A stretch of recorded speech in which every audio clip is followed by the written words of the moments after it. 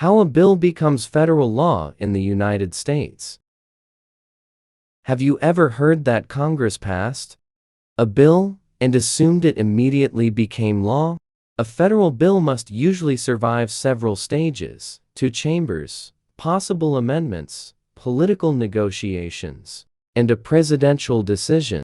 Most proposals never complete that journey. Today, we will follow the process from the first idea to the final law.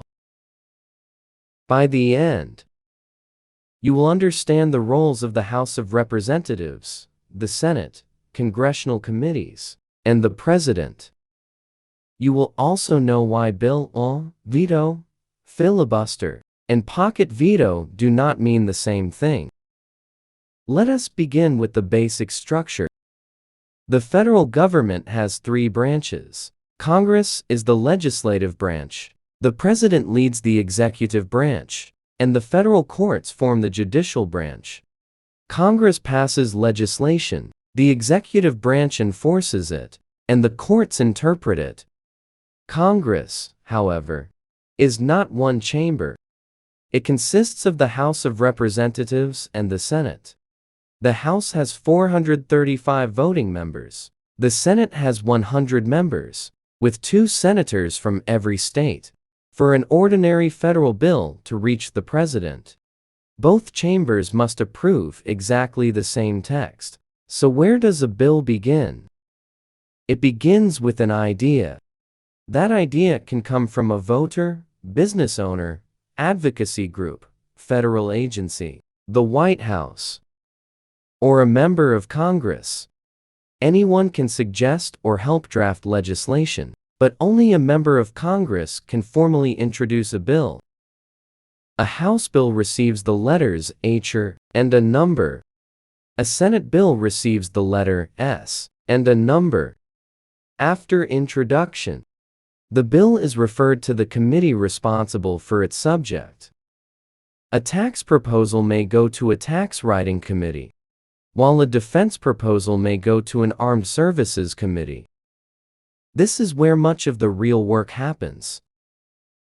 Committees can hold hearings, question experts, hear supporters and opponents, examine costs, rewrite sections, and offer amendments. A committee may approve the bill, reject it, delay it, or never schedule it for further action. That last possibility matters. A bill does not need a dramatic no vote to fail. It can remain in committee until the congressional term ends. When a Congress ends, unfinished bills generally expire. Supporters must introduce them again in the next Congress if they want to continue. When a committee approves a bill, it reports the proposal to the full chamber. The bill may then be scheduled for debate. The House and Senate do not handle debate in the same way. In the House, debate is usually tightly structured. The Rules Committee may determine how long members can speak and which amendments can be offered. The Senate traditionally allows broader debate. That is where the filibuster becomes important. A filibuster is a procedural effort to delay or block action by extending debate or preventing a final vote. For most legislation, ending debate through cloture generally requires 3/5 of the full Senate, normally 60 votes. That does not mean every bill needs 60 votes for final passage. It means many bills need enough support to end debate before a simple majority vote can occur. Now imagine that a bill begins in the House. After debate and amendments, the House votes. In the simplified textbook example, 218 votes form a majority of the 435 voting seats. If the bill passes, it moves to the Senate. The Senate may approve the House bill without changing a word. If so, both chambers have passed identical text, but the Senate may amend it and pass a different version.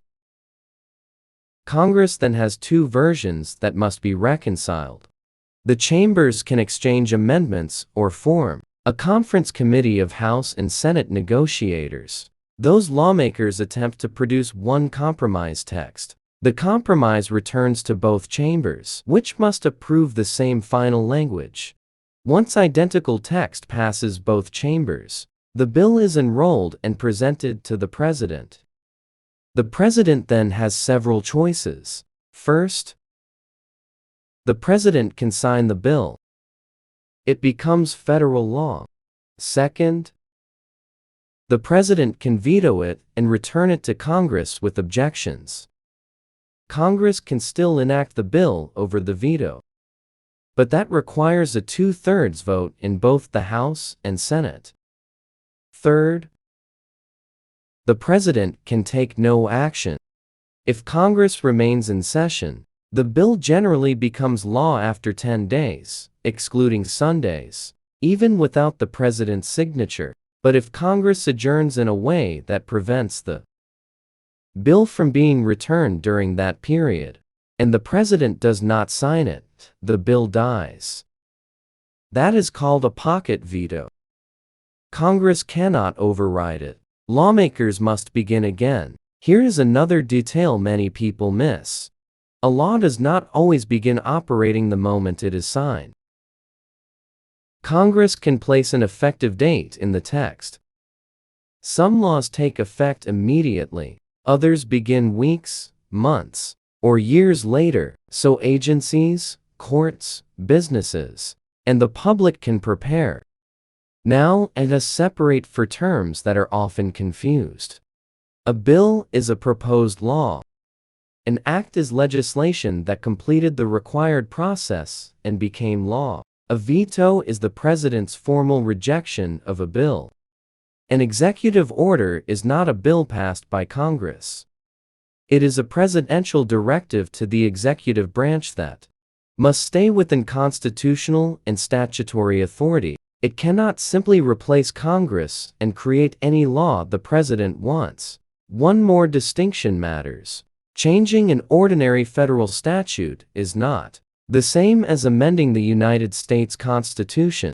A proposed constitutional amendment generally requires approval by 2/3 of both chambers and ratification by 3/4 of the states. The president does not sign a constitutional amendment proposal. Let us review the complete path.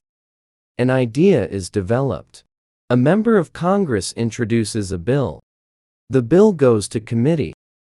The committee studies, changes, approves, rejects, or ignores it. If it advances, the full House or Senate debates and votes. The other chamber repeats the process. Both chambers agree on identical language. The bill goes to the president. The president signs it, vetoes it, allows it to become law without a signature, or uses a pocket veto when the constitutional conditions exist. That is why Congress is considering a bill. The House passed a bill, and a new law was enacted. Describe 3 very different moments. Understanding those differences helps you read political news more carefully. It also helps you notice when a headline makes a proposal sound more final than it really is. Here's your question for the comments. Which stage gives the greatest power to stop legislation? The committee process, the Senate filibuster, the second chamber, or the presidential veto? Share your answer and explain your reasoning. Subscribe for clear, practical lessons about American law, government, constitutional rights, and the legal systems that affect everyday life. I will see you in the next video.